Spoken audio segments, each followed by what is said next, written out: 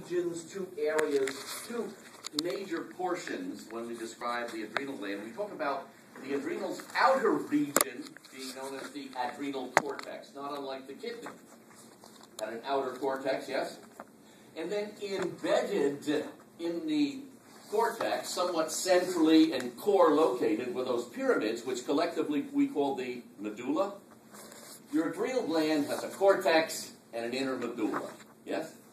These two regions, these two portions of the adrenal, have developed embryologically quite differently from one another, and they function as if they were two different glands. The difference between the two is night and day in terms of their formation or what initiates their hormonal secretions or release.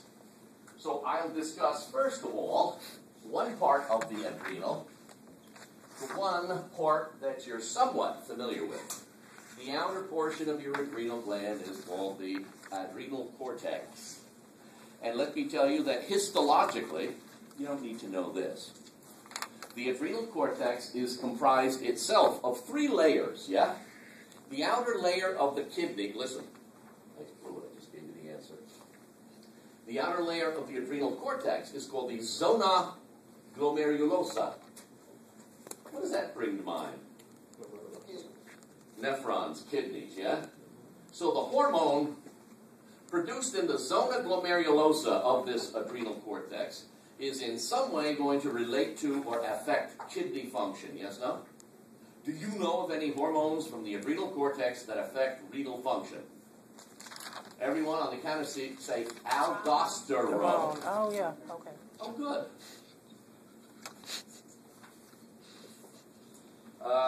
There are three zones, three layers in the kidney. The outermost one, the zona glomerulosa. I said kidney. I meant adrenal cortex.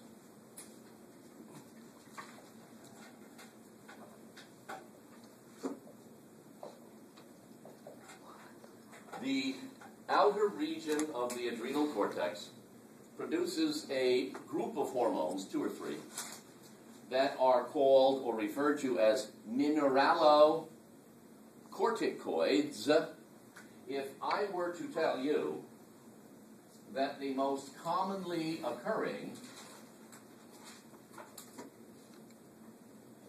of the mineral influencing, release from the cortex, oid being steroidal, mineralocorticoid.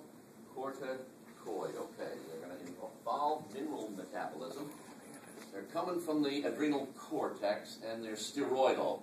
Oh, all three of these adrenocortical hormones are going to be steroidal in nature. They're not protein. They're not peptide. They're going to be steroids derived from cholesterol. Okay.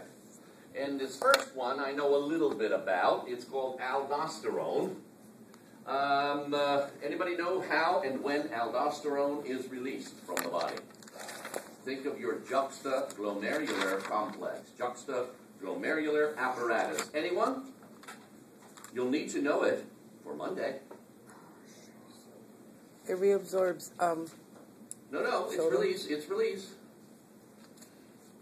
If there's an increase in sodium or blood pressure, a drop in blood pressure. Remember, the afferent arteriole has those JG cells which release renin. Released into the bloodstream, travels to the liver. The liver activates angiotensinogen into angiotensin 1. Tensin 1 circulates in the bloodstream till it finds the lungs, where an enzyme in the lungs isomerizes or changes it into angiotensin 2, puts it back into the bloodstream. As angiotensin 2 in the bloodstream circulates, it brings about a vasoconstriction, which raises blood pressure a little, yes?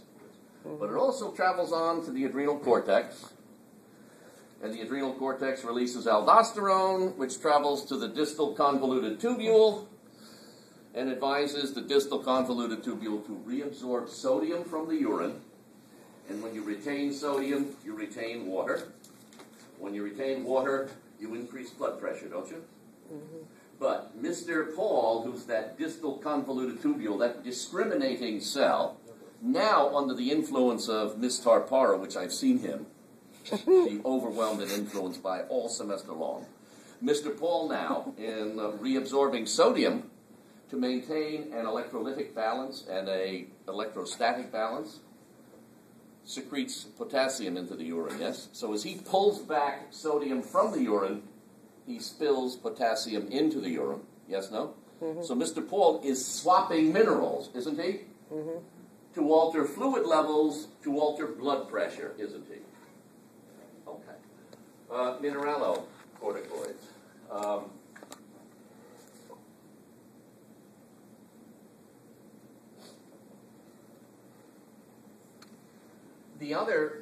The second category of adrenocortical hormones is a group of compounds called the glucocorticoids.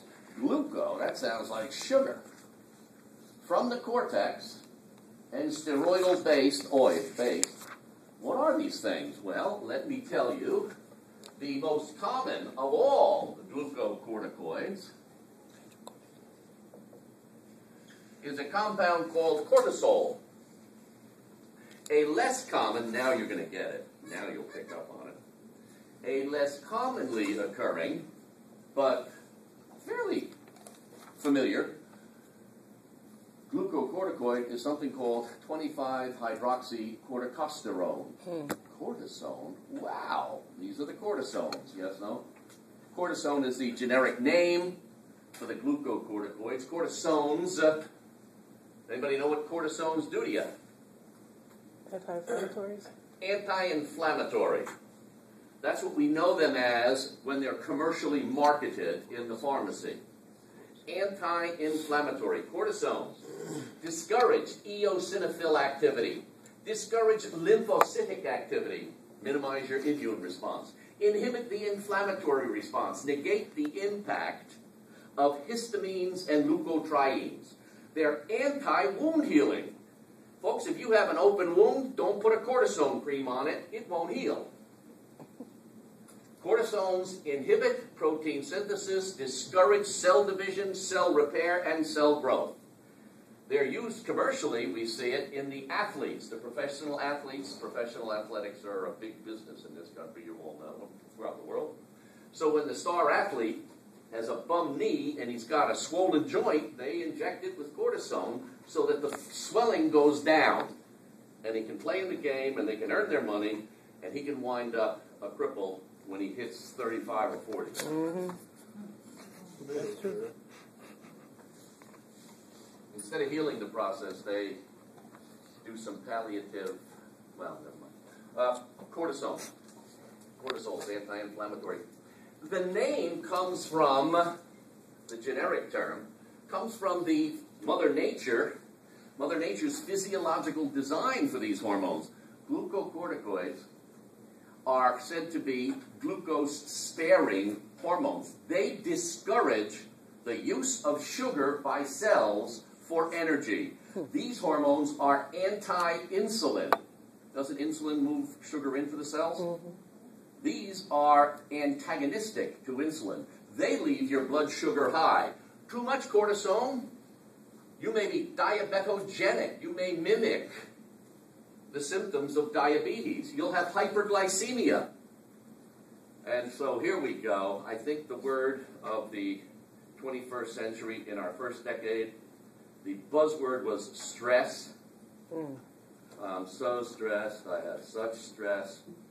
Well, about 50 years ago, Hans Selye, I think he was Swedish or Finn, I don't know. He's the first guy that identified the cortisols and cortisones, and he discussed the stress mechanism. Glucocorticoids, the cortisones that we endogenously produce, not the ones we take over the counter, not the prednisone that we get from the pharmacist, not the cortisone ointments we get when we have a skin irritation or a rash, but the ones produced by the adrenal gland, discourage sugar use. And so they're diabetogenic. They are gluconeogenic. Don't they encourage the use of fats instead of sugars? Mm-hmm. Won't you have high blood sugar? Won't you have a lot of urine? Mm-hmm. Won't you have a lot of thirst? Mm-hmm. So much of the diabetic symptoms are accompanied with excess secretion of this stuff. Traditionally, this guy Hans Selye, 60-odd years ago, he identified what's called the stress mechanism, the coping mechanism.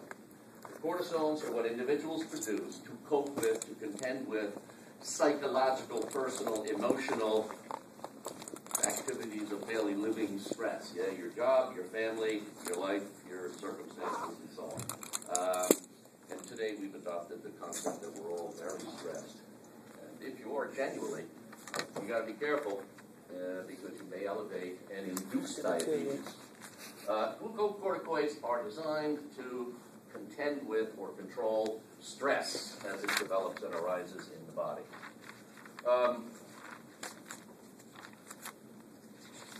What brings about the release of the glucocorticoids?